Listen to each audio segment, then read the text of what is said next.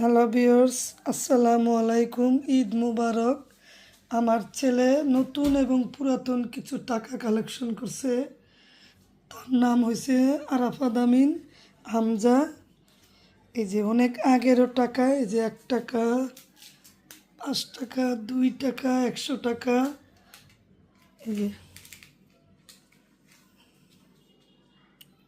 অনেক আগের টাকা। আর হেলা আছে কিন্তু ও আরও টাকা কালেকশন করবে। পুরাতন যদি কোনো টাকা কারোর কাছে থাকে আমার সাথে যোগাযোগ করেন, আমি আপনাদের টাকা ফেরত দিয়ে পুরাতন টাকা নেব। আল্লাহ হাফেজ।